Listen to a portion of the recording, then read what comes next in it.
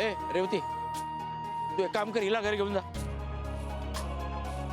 मी आणि गुप्ते थांबतो इथे. नाही नानाजी, अहो अथर्व यांना शोधत इथे आला. आज तुम्ही इथे नसलात तर मी नाही जायची. बर बर बर, ठीक आहे ठीक आहे ठीक. बर प्रज्ञा, तू तुझं काम सुरू कर लगेच. हो ठीक आहे. अथर्व,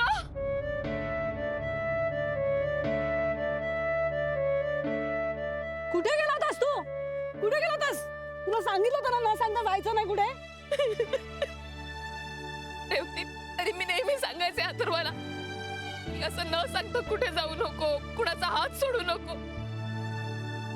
पण माझं ऐकेल तर ना.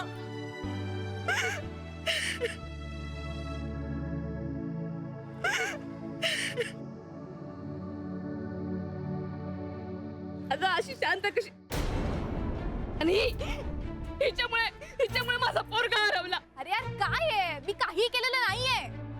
काही केलं असतं ना तर माझा पोरगा हरवलाच नसता.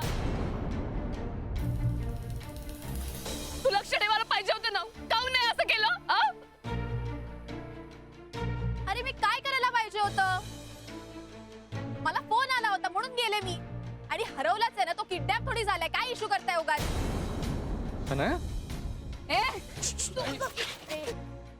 मला काही बोललीस ना तर ऐकून घेते मी, पण माझ्या पोराबद्दल एक अवक्षय जरी काढलं ना तू सोडणार नाही मी, तुला कळलं ना?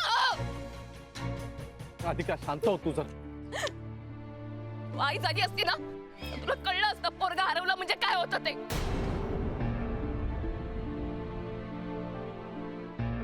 तू कोणाला सांगतेस राधिका? तिच्या समोर बडबड करून सुद्धा काही फायदा नाही. आणि ही काय कोणाची आई बनून त्याची काळजी घेणार? मला लहान मुलं तसंही आवडत नाही. अच्छा, म्हणजे अथर्व तुम्हाला आवडत नाही म्हणून तुम्ही त्याच्याकडे मुद्दाम होऊन दुर्लक्ष केलं. हो, काही काय बोलताय? असं काही नाहीये. काही काय, अथर्व तुमच्या सोबत असताना हरवला याचा अर्थ पहिला संशय हा तुमच्यावर जातो. आणि कशावरून तुम्ही त्याला कोणालाही पळवू दिलं नसेल? ए काय? जास्त आवाज करायचा नाही हा. आवाज खाली, आता आत टाकेन. अरे यार हे काय? पोलीस काय, अटक काय? हे सगळे मिळून मला पोलिसांकडे देतायत. प्रज्ञा एक सेकंड, मी हिच्या वतीनं मी सॉरी म्हणतो. मान्य आहे तिची चूक झाली, पण तुम्ही सगळे सुतावरून स्वर्ग नका काढू. आधी माझ्या मुलाला शोधूया ना आपण. अच्छा, म्हणजे आता माझा मुलगा का? रेवती प्लीज, टोमणे नंतर मार मला.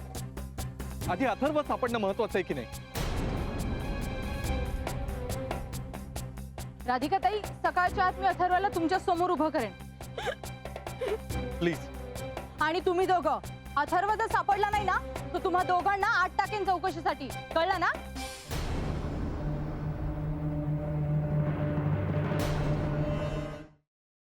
सफरचंदाचे काप नीट परतल्यानंतर त्यामध्ये दालचिनी पूड आणि मध घालून पुन्हा नीट परतून घ्यावं. बटर लावलेल्या ब्रेडवर सफरचंदाचे तुकडे, बदामाचे तुकडे, टुटी फ्रुटी, डार्क चॉकलेट आणि मीठ घालून दुसरा ब्रेडचा तुकडा त्यावर ठेवून वरच्या बाजूला बटर लावून घ्यावं. एका बाउलमध्ये स्ट्रॉबेरी सिरप आणि क्रीम घालून सॉस तयार करून घ्यावा. तयार सँडविच पॅन मध्ये बटरवर ग्रिल करून घ्यावं आणि स्ट्रॉबेरी सॉस बरोबर सर्व्ह करावं.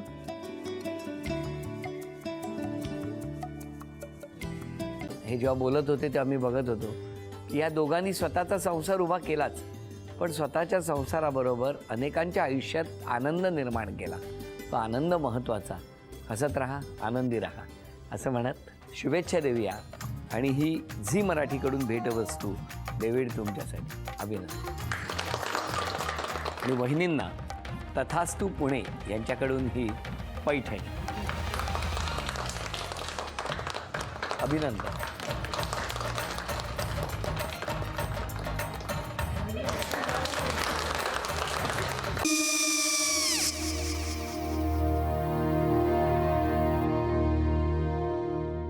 काय गो?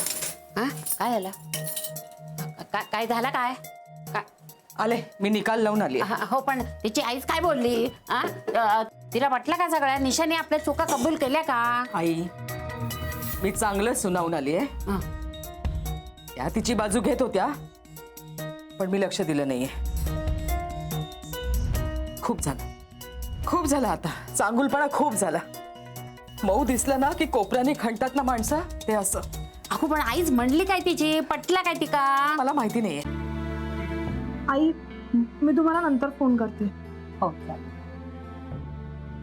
आणि आई बाबा जे बोलले त्याचं वाईट नका वाटून घेऊ. सॉरी. सॉरी काय त्या नेहा आले. आई मी येते. होय काकू येते.